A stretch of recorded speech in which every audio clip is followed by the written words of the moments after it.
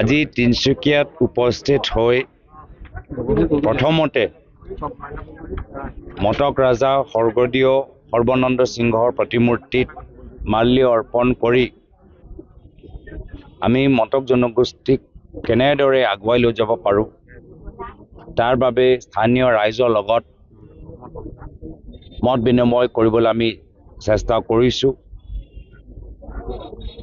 সকলোৱে অৱগত যে অসমৰ ৬টা জনগোষ্ঠীৰ জনজাতিকৰণৰ সম্পৰ্কত দীৰ্ঘদিনৰ এটা আন্দোলন চলি আছে।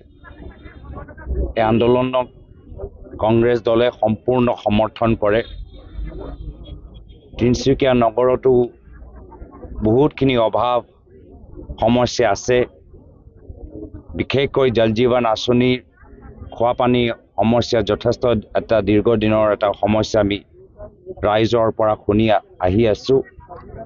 মেডিকেলৰ ভিতৰতো ইয়াত অৱস্থা বেছি উন্নত নহয়। ডক্টৰ নাৰ্ছৰ অভাৱ আমি গম পাই গৈছোঁ। আৰু তিনচুকীয়া নগৰত যিদৰে যোৱা 10টা বছৰত উন্নয়ন হ'ব লাগিছিল, প্ৰগতি হ'ব লাগিছিল, হোৱা নাই। এনেকুৱা যেন লাগিছে যে অনন্য চহৰত নগৰত কিছু ৰাস্তা কিছু কাম হৈছে, কিন্তু যোৱা 10 বছৰত তিনচুকীয়া নগৰৰ ভিতৰত প্ৰায় উন্নয়নমূলক কাম স্থগিত যেন হৈ গৈছে তেনেকুৱা অনুভৱ হৈছে। এইটো মাত্ৰ মোৰ কথা নহয়, ৰাইজে এইখিনি কথা বাৰম্বাৰ আমাক জনাইছে। আৰু কিছু অঞ্চল আছে যি অঞ্চলৰ ভিতৰত প্ৰায় উন্নয়নৰ একো পোহৰ তাত পৰা নাই।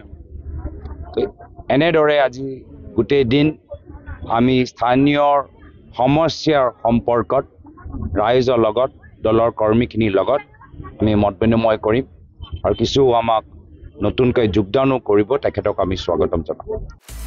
আপুনি বিচৰা বাতৰি পাব কেৱল নিউজ 18 এপত। নিউজ 18 এপ ডাউনলোড কৰিবলৈ স্কেন কৰক এই QR কোড। গুগল প্লে ষ্টৰতো পাব এই নিউজ 18 এপ।